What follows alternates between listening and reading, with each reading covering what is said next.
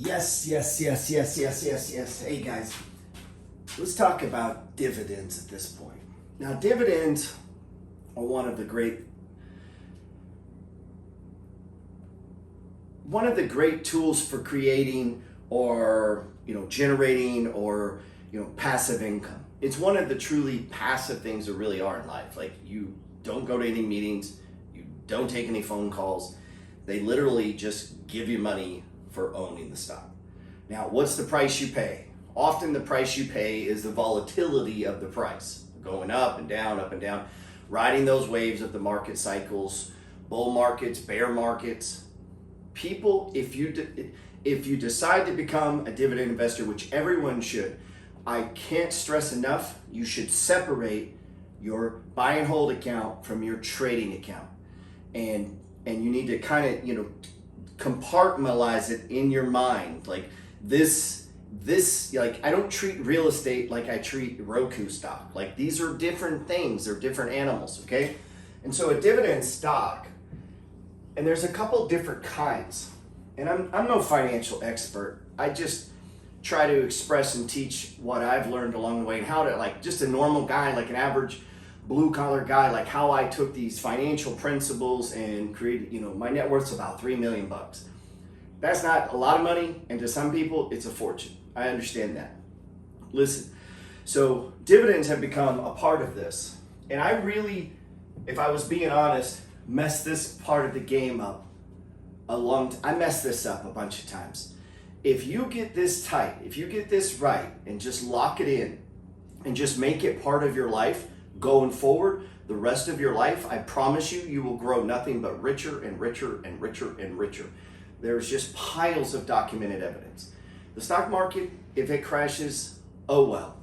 So right now, in chapter 10 of my free ebook, You Don't Have to Die Broke, I show you the simplest strategy that beats the market a lot for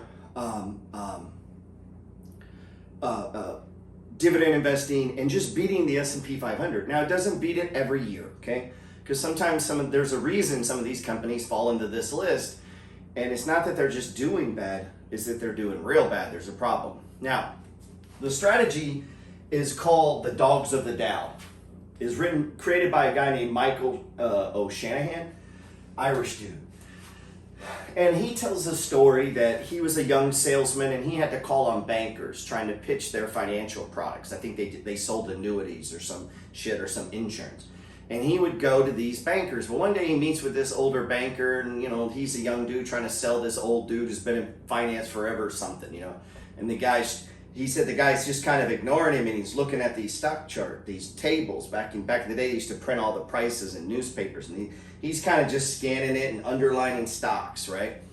And he finally listens, and he looks up at him and he says, "Listen, son, I don't need your index annuities." And he basically told him, like, I know how to beat the market. You buy quality dividend stocks when their dividend is too high. And basically what Michael got out of him was the strategy of the Dogs of the Dow. And what it is, the Dow Jones is made of 30 companies. The companies that do the best, their price runs up, right?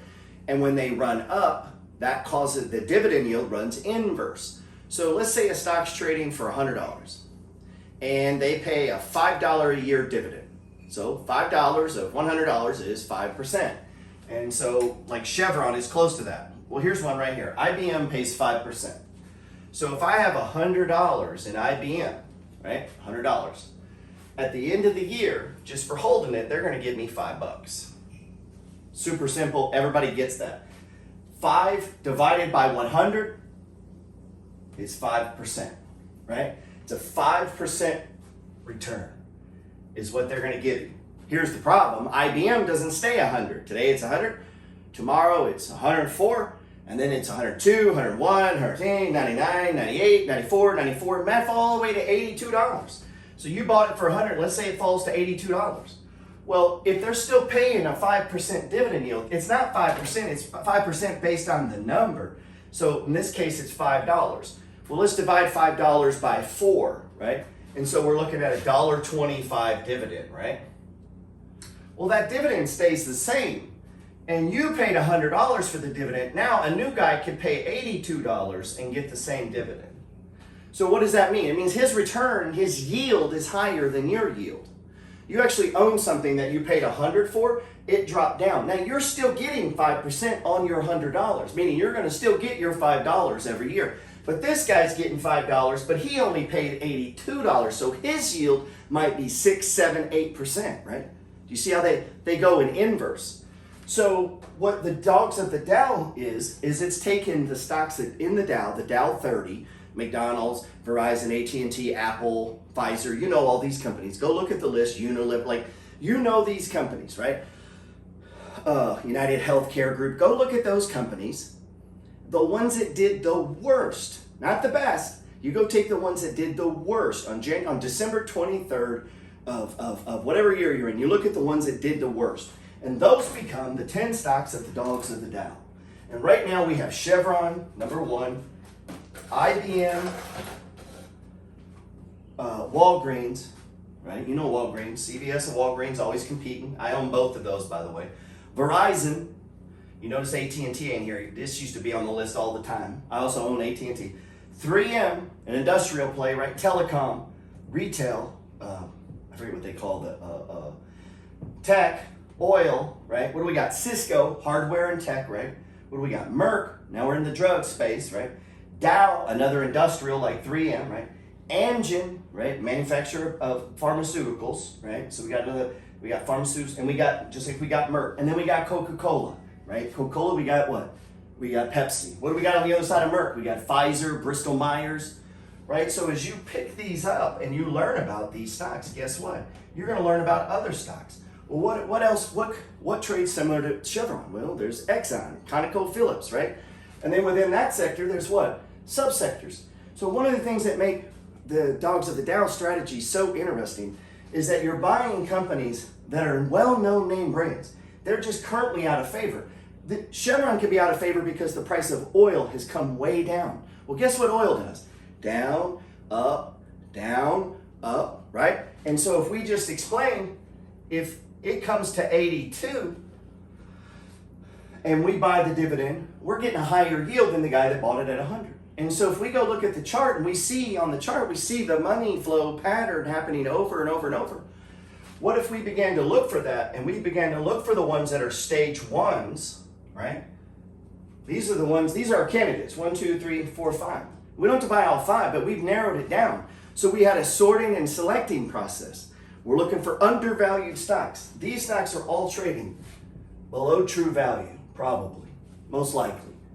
That's why they're in the bottom 10. They did the worst last year.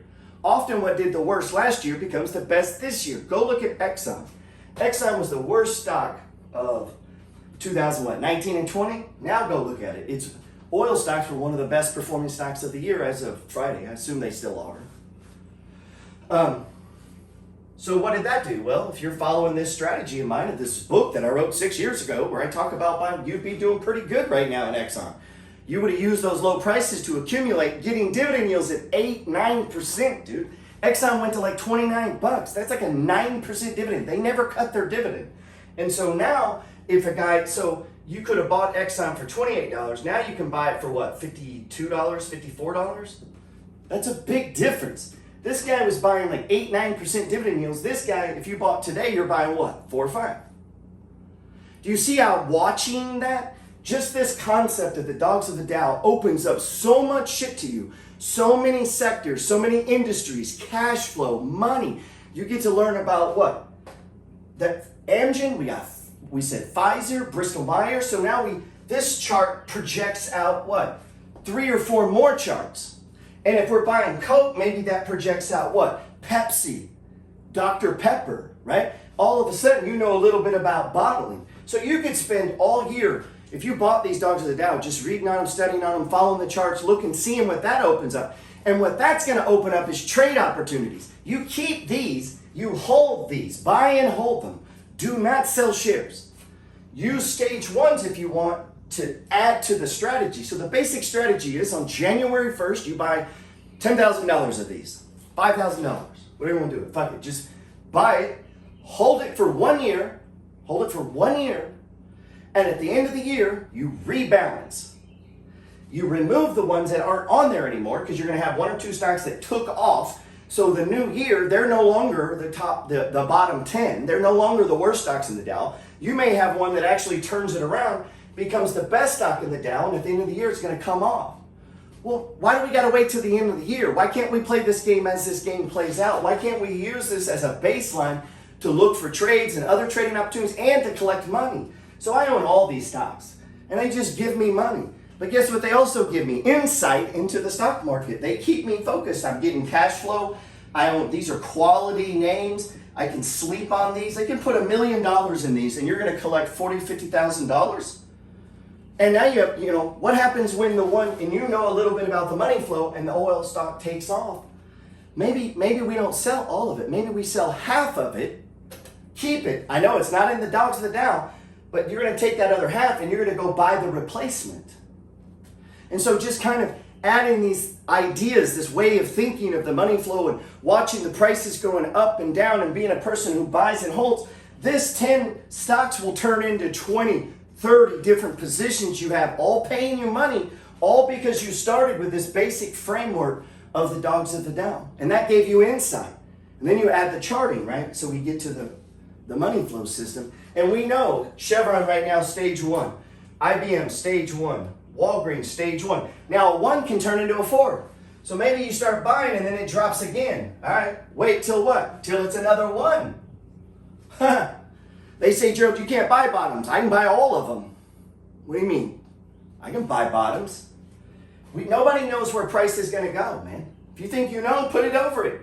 If you think you know where price is going to go, put it over these 10 stocks and get rich. But you don't have to know. That's the thing. You don't have to know where price is going to go. I can be a really good card player, understand the rules of blackjack, when to hit, when to double down, when to fold, right? Or can't fold, but you get what I'm saying. Like how to maneuver inside of the game. And I know what's a bad setup, but I still don't know the next card. So I could be the best card player there, understand game theory and poker theory and betting strategies, and yet I don't know the next card. And that's what this is, man. That's what the money flow is. So the dogs of the Dow just gave me a framework of not blowing out, of positive cash flow, no matter how small. It's money that I'm not doing anything for, that's just coming to me. And it's a way to store my wealth, right? I can store my wealth, and then as these do well and come off, I could keep it. I could just put in more money and buy the replacement. And over time, I grow out this portfolio. And you don't think that's going to lead to momentum stocks and improving your trading and come on, man. This is the power of the dogs of the Dow. That's why it's in chapter 10. I entitled it Dog Power. But that is really going into the strategy, following it every day, adding it with the charts. And that's what we're learning here. The MACD, the histogram, the 4 stages of price movement, right? The moving averages, and watching for those setups and then just attacking it. And what you could do, if you had enough money, think of this. Set these dividends to go to cash, right? So you got cash hitting your account. And then let's say maybe you throw cash in, or maybe you don't. And as this money piles up over here, right? Starts piling up. Guess what you do with it? You take it and you push it into what you think is the best setup. And you say, well, what if it is? All right. You still have the money. You still have the shares. They're still paying you the dividend. There really is no downside. And when you get it right, the upside becomes what? You get alpha, man. Maybe you outperform 5, 6, 7, 8, 9, 10% because you get in the flow of the market, man. You get in, you know where Tom Brady is if you follow sports. Like, you know who the good outfielders are. You know who the good running backs are. You know who the good three-pointers are. When you begin to get in the flow of something and watch something, like just like stocks, dude, they used to call this shit tape trading, but you can begin to watch all of these stocks, these different sectors they represent. You can go look at the sector index, and you can follow the XLE so that you could keep up on your Chevron trade. And all of a sudden, your mind begins to expand, and you go, oh, this is no wonder Chevron's going down. Oil's in a stage 4 decline. And you go read on that shit. Now what? Now you know a little fucking economics. You have a little bigger picture of the way the world works, right? You start understanding refiners and drillers and offshore drillers. Oh, and then there's trucking companies and there's storage companies. There's REITs involved in this shit. And all of it, like you begin to see a bigger and bigger picture, and this world of opportunity that you can invest in begins to open to you. It's fucking amazing, man. All of that for me started with the 10 stocks of the dogs of the Dow. I hope this video helped you. Now, everything we've been learning in this, apply it over these 10 stocks and just watch your money grow and your wealth grow. It's amazing.